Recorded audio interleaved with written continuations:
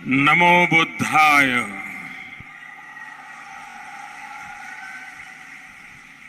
नेपाल के प्रधानमंत्री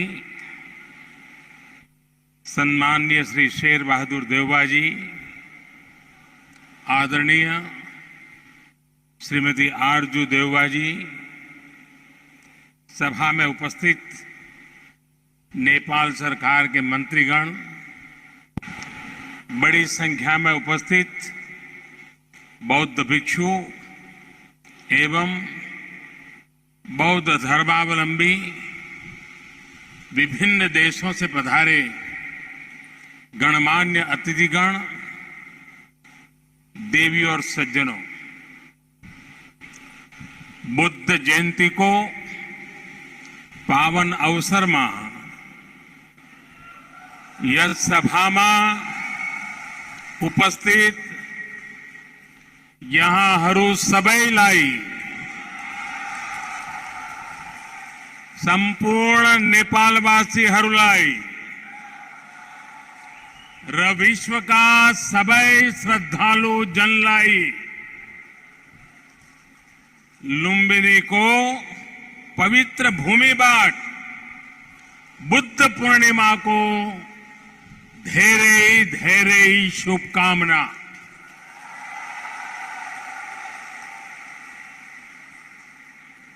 मुझे पहले भी वैशाख पूर्णिमा के दिन भगवान बुद्ध से जुड़े दिव्य स्थलों पर उनसे जुड़े आयोजनों में जाने का अवसर मिलता रहा है और आज भारत के मित्र नेपाल में भगवान बुद्ध की पवित्र जन्मस्थली लुम्बिनी आने का ये सौभाग्य मिला है।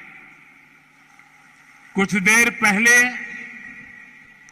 माया देवी मंदिर में दर्शन का जो अवसर मुझे मिला, वो भी मेरे लिए अविस्मरणीय है। वो जगह जहां स्वयं भगवान बुद्ध ने जन्म लिया हो, वहां की ऊर्जा, वहां की चेतना, ये अलग ही एहसास है।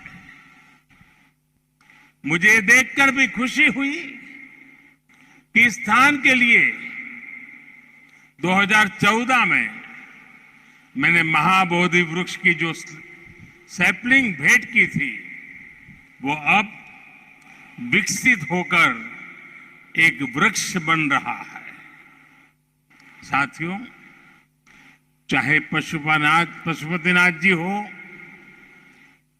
मुक्तिनाथ जी हो, चाहे जनकपुर धाम हो या फिर लुम्बिनी में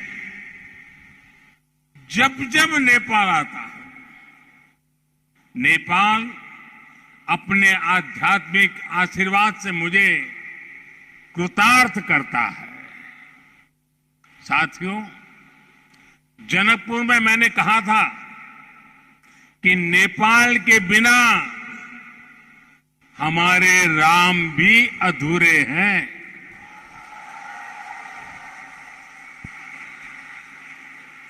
मुझे पता है कि आज जब भारत में भगवान श्री राम का भव्य मंदिर बन रहा है, तो नेपाल के लोग भी उतना ही खुशी महसूस कर रहे हैं। साथियों, नेपाल यानी दुनिया के सबसे ऊंचे पर्वत सागर माथा का देश। नेपाल यानी दुनिया के अनेक पवित्र तीर्थों, मंदिरों और मठों का देश। नेपाल यानी दुनिया की प्राचीन सभ्यता, संस्कृति को सहेज कर रखने वाला देश। नेपाल आउँदा मलाई कुनै राजनीतिक भ्रमण भन्दा अलग एउटा छुट्टे आध्यात्मिक अनुभूति हुंच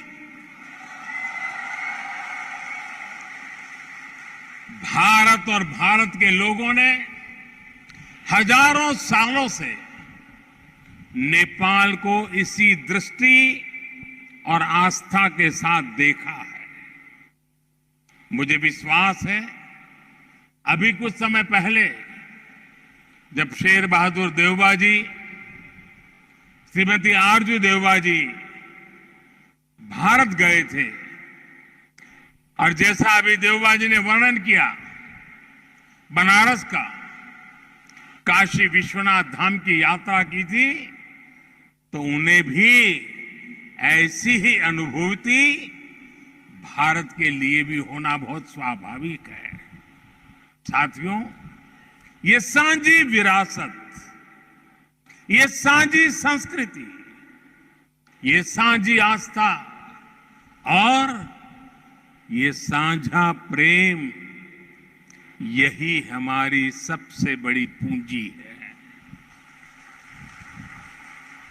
और ये पूंजी जितनी समृद्ध होगी, हम उतने ही प्रभावी ढंग से साथ मिलकर दुनिया तक भगवान बुद्ध का संदेश पहुंचा सकते हैं, दुनिया को दिशा दे सकते हैं।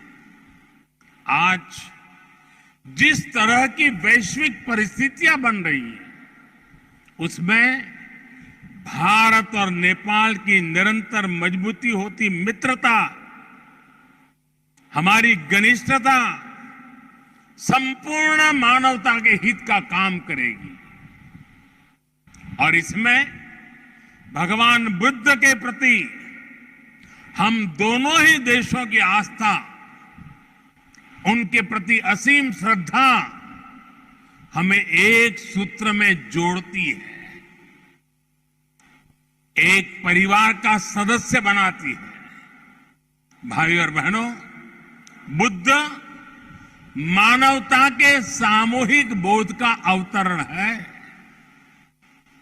बुद्ध बोध भी है और बुद्ध शोध भी है, बुद्ध विचार भी है और बुद्ध संस्कार भी है। बुद्ध इसलिए विशेष है कि उन्होंने केवल उपदेश नहीं दिए, बल्कि उन्होंने मानवता को ज्ञान की अनुभूति करवाई।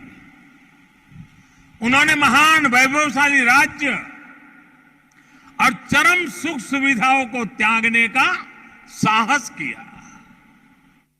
निश्चित रूप से उनका जन्म किसी साधारण बालक के रूप में नहीं हुआ था, लेकिन उन्होंने हमें यह एहसास करवाया कि प्राप्ति से भी ज्यादा महत्व त्याग का होता है। त्याग से ही प्राप्ति पूर्ण होती है। इसलिए वो जंगलों में विचरे, उन्होंने तप किया, शोध किया। उस आत्मशोध के बाद जब वो ज्ञान के शिखर तक पहुंचे, तो भी उन्होंने किसी चमत्कार से लोगों का कल्याण करने का दावा कभी नहीं किया, बल्कि भगवान बुद्ध ने हमें वो रास्ता बताया जो उन्होंने खुद जिया था। उन्होंने हमें मंत्र दिया था, अप्पदीपो भव भिक्खवे, अप्पदीपो भव भिक्खवे, परीक्षा भिक्षवो ग्राह्यम मद बचो न तू गौरवाद।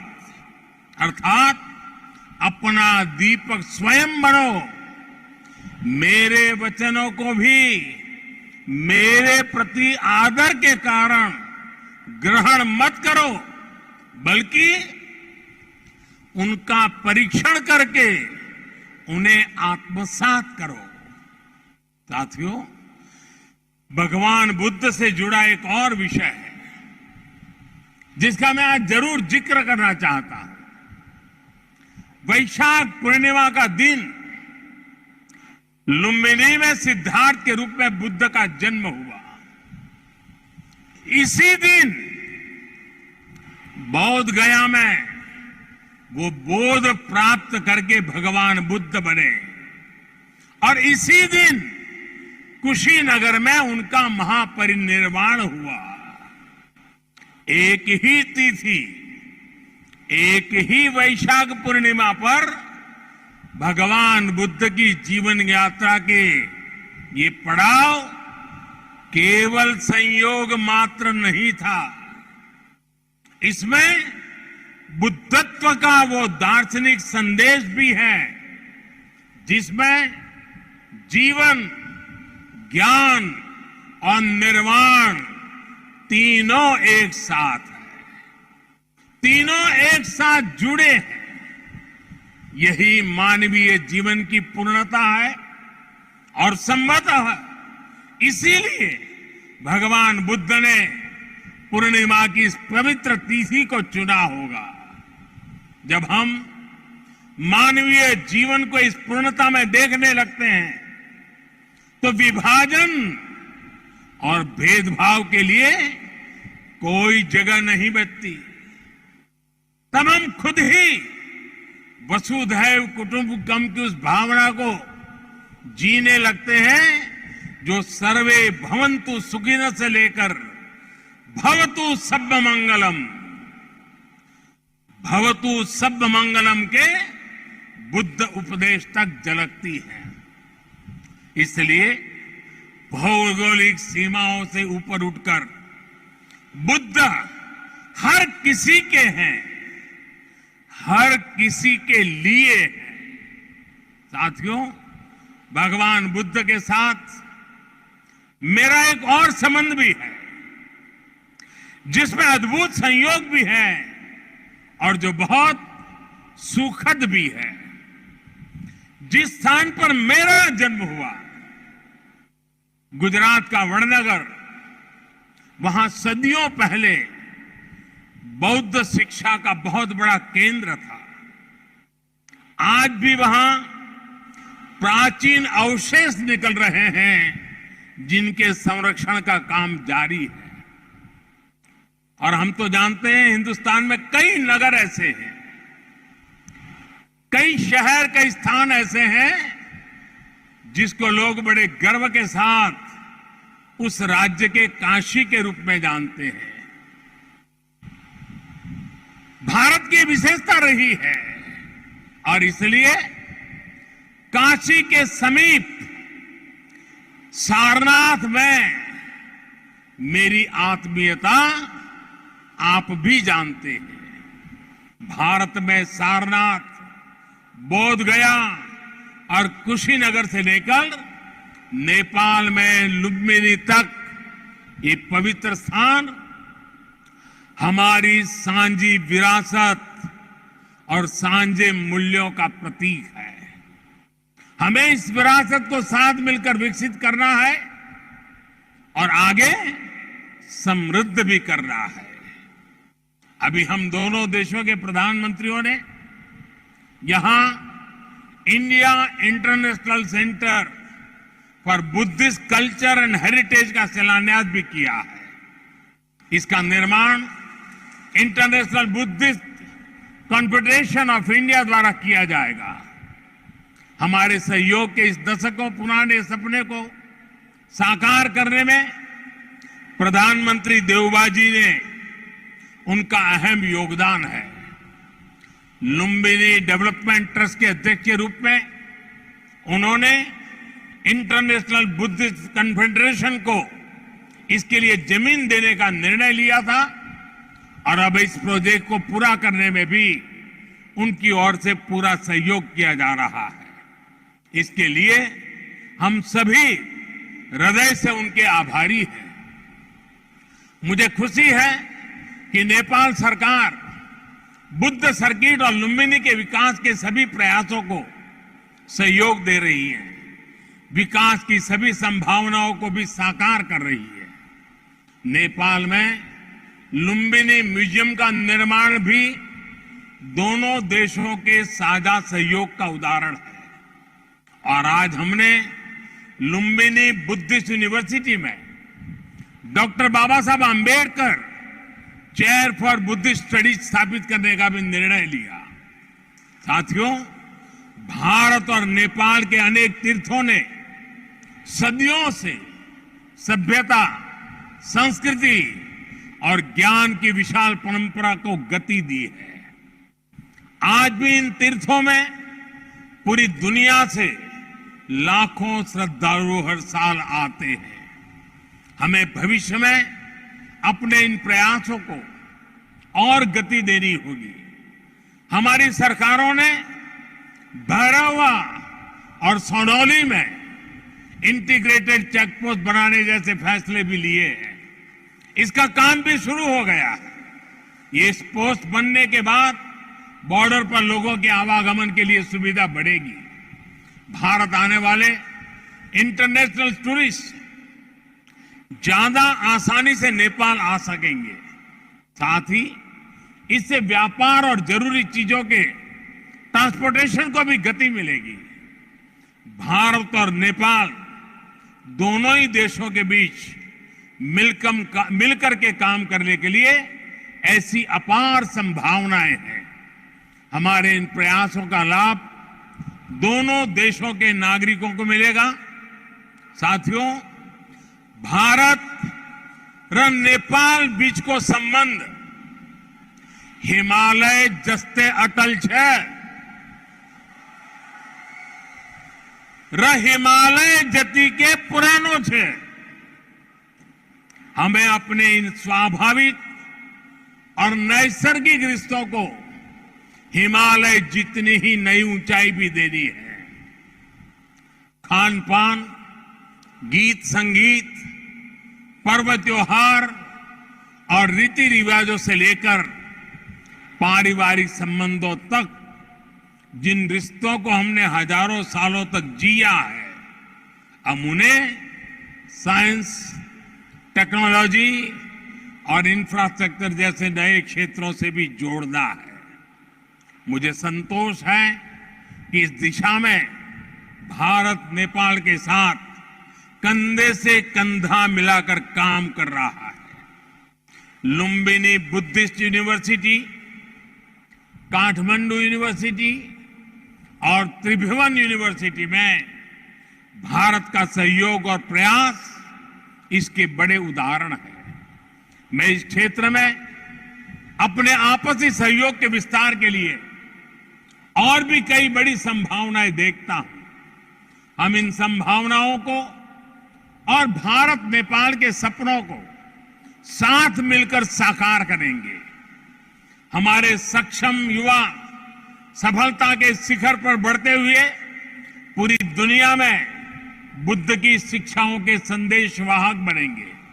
साथियों, भगवान बुद्ध का कथन है, सुप्प बुद्धम प्रभज्जन्ति सदा गौतम सावका एसम दिवाचरत्तो च भावनाए रतो मनो। अर्थात जो हमेशा मैत्री भावना में, सद्भावना में लगे रहते हैं, गौतम के वे अनुयायी हमेशा जागृत रहते हैं। यानी वही बुद्ध के वास्तविक अनुयायी हैं। इसी भाव को लेकर आज हमें पूरी मानवता के लिए काम करना है। इसी भाव को लेकर हमें संसार में मैत्री भाव को मजबूत करना है। भारत और नेपाल बीच को मित्रता ले यस मानवीय संकल्प लाए पूरा कर यसई गरी मिलेर काम गरी हने कुरामा मलाई पूर्ण विश्वास है। इसी भावना के साथ आप सभी को एक बार फिर से वैशाख पूर्णिमा की अनेक अनेक शुभकामनाएं। नमो बुद्धाय, नमो बुद्धाय, नमो बुद्धाय।